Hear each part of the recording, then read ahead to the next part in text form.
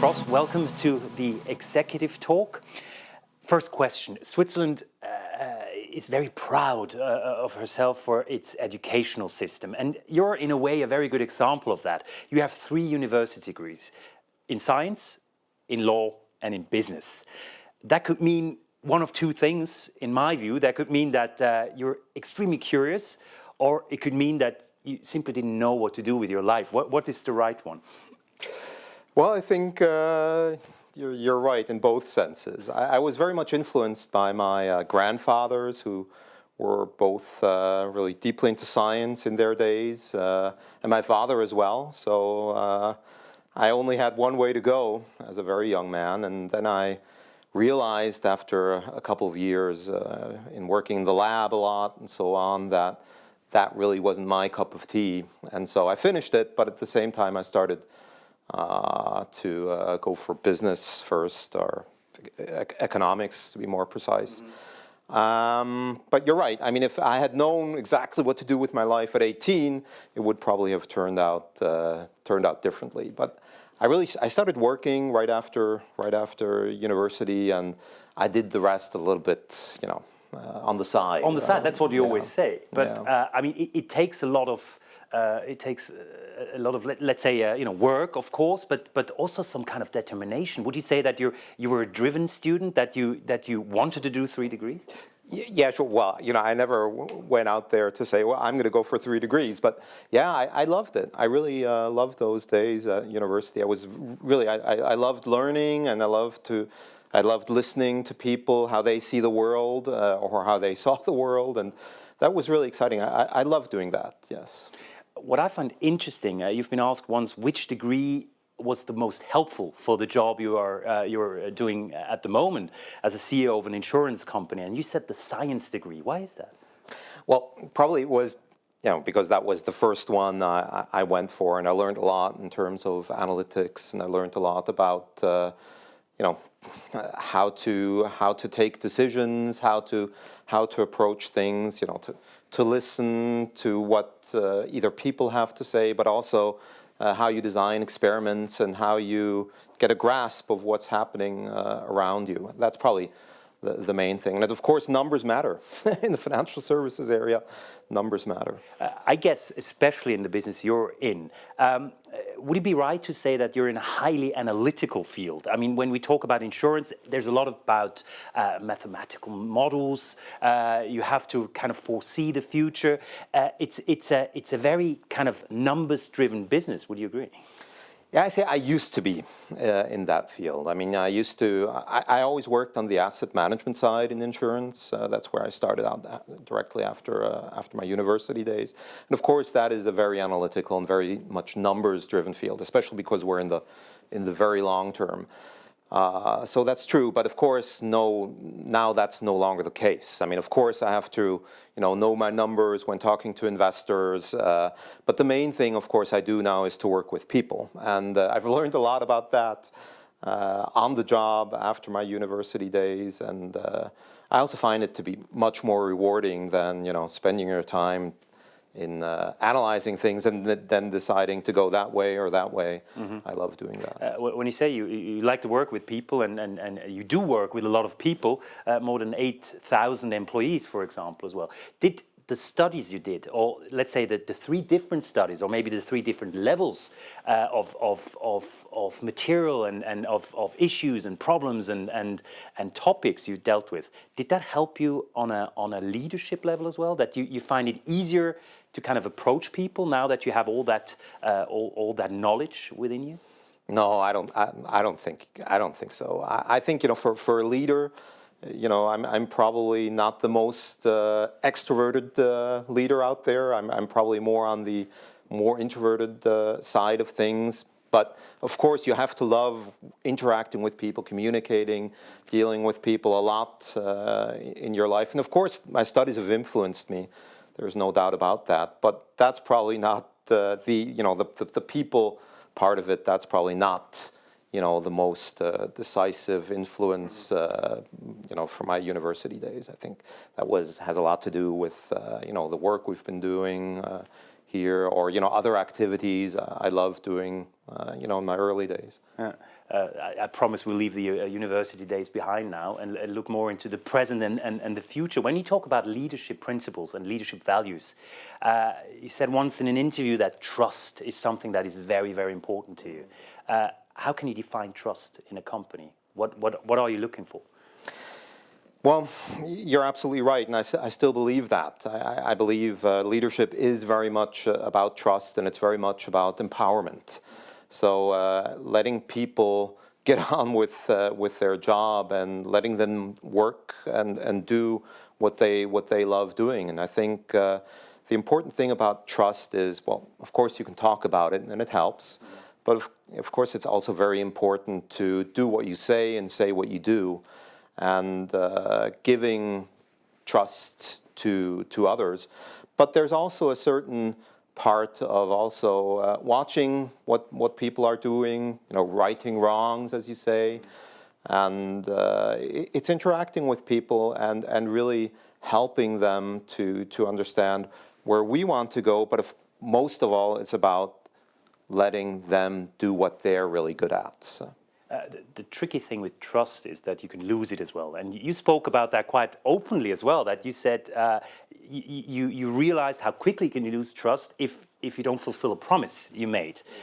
Can you talk about that case? What was that? Something within a team or something within the company that you saw, ooh, I didn't kind of fulfill what I promised, so now I have a trust issue? Yeah, that was a very tough experience 10 years ago in the financial crisis. I remember we had a town hall meeting, and what was it, late 2007 or early 2008? People were worried, I guess. Well, back then we weren't that worried. End of 2007, people thought that it would go away, and we were very optimistic about everything we wanted to do at the company. And then the financial crisis came, and we had to restructure. And that was a very tough decision back then. We cut 10 to 15% of jobs back then. And some people came to me and said, "Look, Patrick, you told us a year ago, before the financial crisis, of all your dreams and what you wanted to do, and now this." And of course, while you have to take people through it, and you have to explain also the business logics behind it, that during the financial crisis we had to really restructure and to start again. And that's what then eventually happened. But of course, 10 years ago, we didn't know that everything would work out But I guess, even if it makes sense on paper and in theory, if you have to let people go, that's a huge pressure as well. How do you deal personally with not so easy moments like these? Well, obviously, I try to prepare well the arguments leading up to it, but I communicate. I really with myself and try to tell me the story why it is important to take decision X instead of decision Y, and dealing with these tougher moments in management life, that is the difficult part of it. And at some point you have to move on, and you really have to know why you're here, why you do this work, and then on the other hand, you can also remember the good times or the good memories you have in your business life, and I think that helps a lot. Speaking of moving on, you moved on quite successfully. Swiss Life is doing very well at the moment. When we talk about Swiss Life, some might think, okay, insurance industry, not very moving, not very modern, has sometimes a little bit an old-fashioned image to it, might be a cliche as well. Where do you see the company, and where do you see the industry heading? Because we're in a time of disruption, we're in a time of constant change. Do you see the industry and your company going into a completely different field within the next 5 or 10 years? No, I don't. I don't at all, as a matter of fact. Yes, we are old-fashioned to a certain extent. I mean, we have our roots here now for more than 160 years. So, and the business model has changed, but it's changed quite gradually. And if you let me just explain, just for a minute, I mean, we're in this very, very long-term business. we just did a story about our oldest active policy still, and it's more than 100 years old. So it's for a gentleman that got a life insurance policy from his grandfather when he was a baby. And this gentleman is 101 years old now, and still gets a pension payment from us now, I think since 1959 or something. And so we're in this very, very long-dated business, and of course that's what people expect from us. They expect us to hold our promises, and so we're in this field of investing for the very, very long term. And the question I get a lot: how do you thrive in this negative interest rate environment? How is that possible? And the fact of the matter is that actually, yes, our recurring yields, so our rental incomes, coupon incomes, dividend payments that we get for our 150 billion investment portfolio, that has come down. It's declined, but it's only declined by about 0.1% a year. That's not that much. People it's would really, suspect it's more, right? Even our glaciers seem to be melting quicker than that. And at the same time, we've really been able to also reduce our average guarantees. So, for example, of all the these decade-old policies we have on our books, and the amazing thing is we're growing. This life insurance business is a growth business, and we've been growing by 4 to 5% every year, and so we've kept our margin stable actually, and the business has been growing. So our profits have actually increased very substantially, despite this whole growth, and that's only the first source of profit we have. So that's the savings result. That's very similar to what a bank also does, right? It's the margin business. Having said that, would that be a future field of work where you could do even more? I mean, insurance is one pillar, one big and important pillar, but could you grow to become more of a competition to the traditional banks as we know them? I wouldn't say more so. I think we've always been competing. We've always been, I don't know, 80 years ago, most of our assets were mortgages, and the banks have taken almost all of that away over the last, 80 years or so. And we've always been competing. We're competing in the mortgage market, even though we're tiny there by now. We're competing in asset management, but the roots are very, very different. I mean, banking is a much more short-dated business. It's a lot about liquidity. It's also about a lot of trust. And we're in a very, very long-term business. But we both have a certain component of savings to it. That's where we meet in the marketplace. But the products are very different. And of course, there is a certain competition, but the roots are very different. There's nobody, no bank can provide retirement pension payments, and no insurance company is in the liquidity business. So the roots are very different, but here and there we meet. You work very long term. You said it yourself, and you have to worry about the future, also for the business model, but also for the products you sell and you deal with.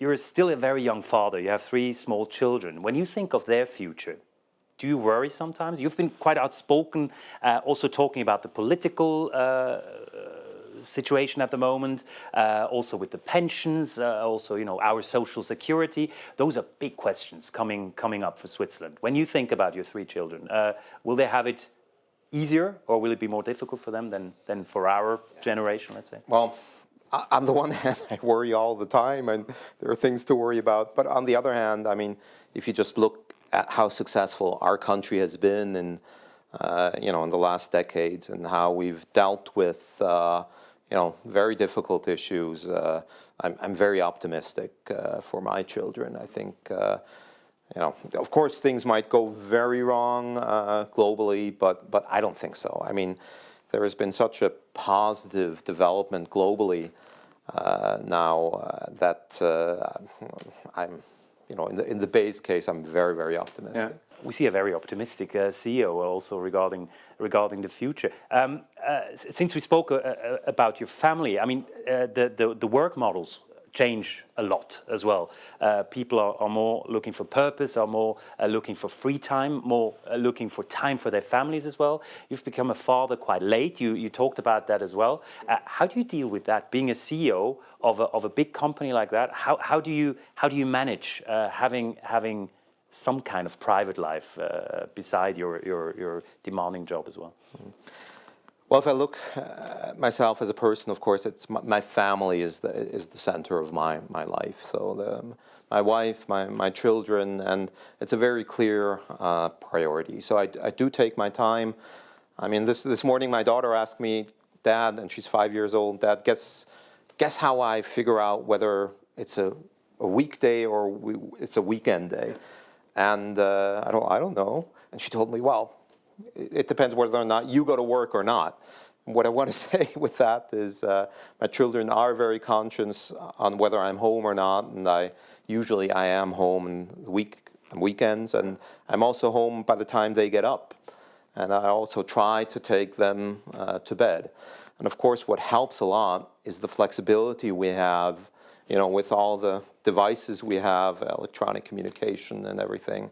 I think that's extremely helpful for everybody that has to deal with either very young children or, wants to take time for caring caring for their parents or what have you. But it is a huge challenge, I can assure you. But did you have to fight for that right to be at home on the weekends or morning when they get up? Did you find it's hard to kind of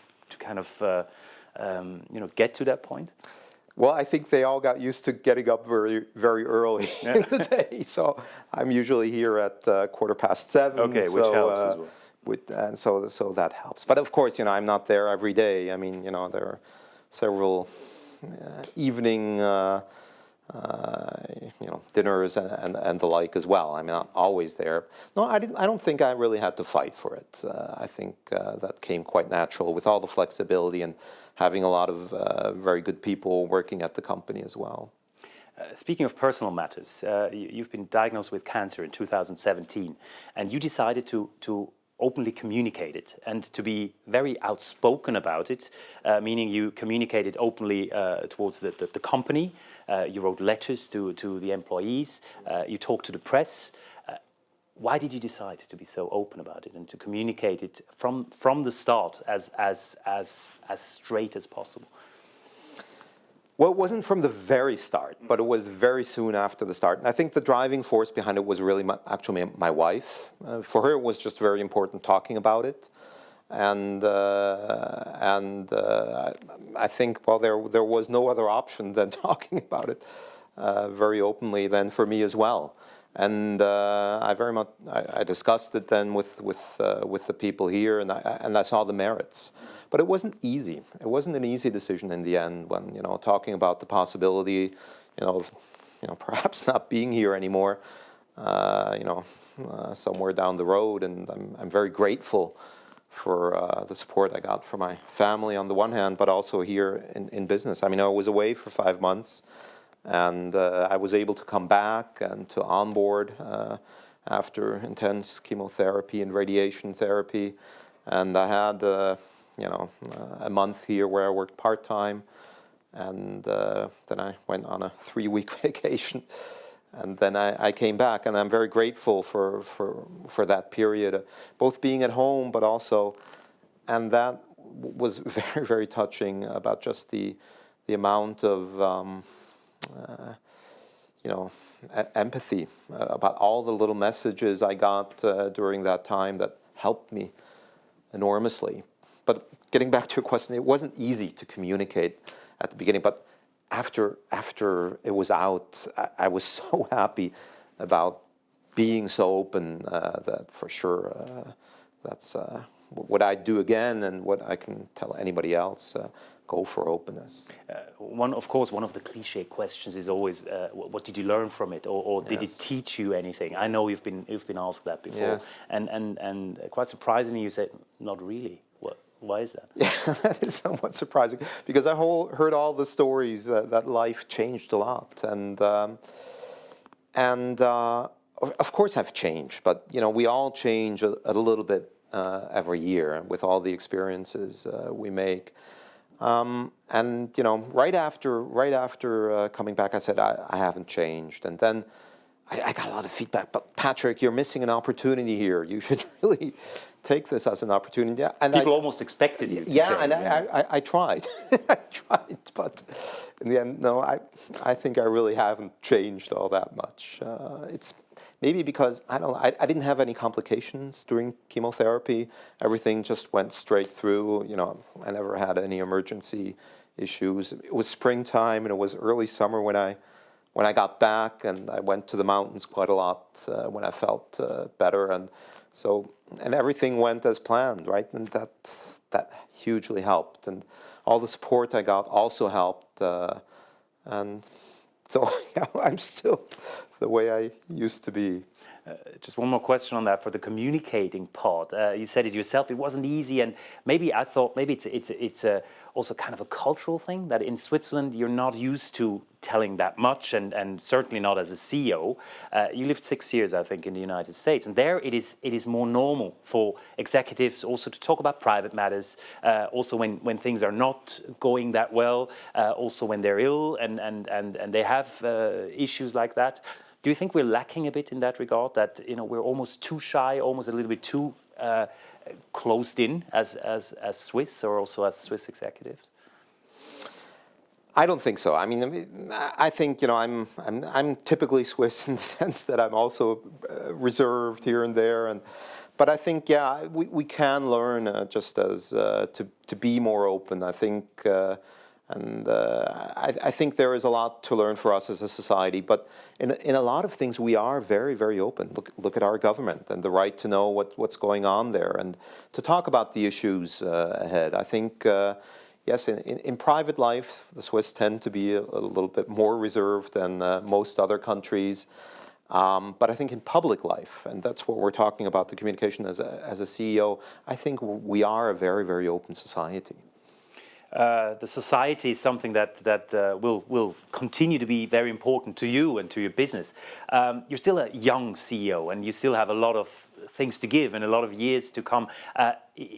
When we go back at the end of this discussion, maybe to the first question, with all the studies you did and all the education you had, do you almost fear the end of it? I mean, meaning that you don't have to work anymore, and we talked about being in the 70s or 80s nowadays is completely different than maybe 20 or 30 years ago. We're more active for a longer time as well. If you think of yourself at 70, 80, does that frighten you that you maybe won't have that job that you have now, that you won't be working as much anymore?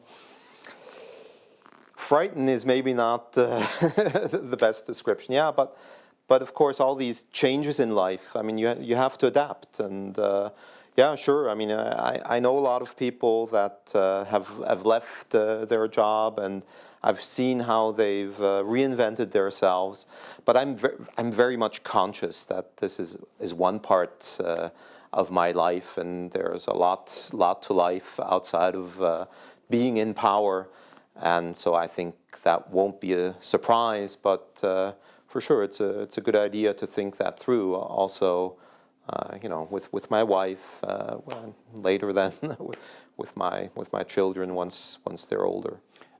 You love hiking. You love to be in the nature, in the mountains. Does that mean you at 80 will see you in the mountains all the time, hiking somewhere in Switzerland and just enjoying your pension?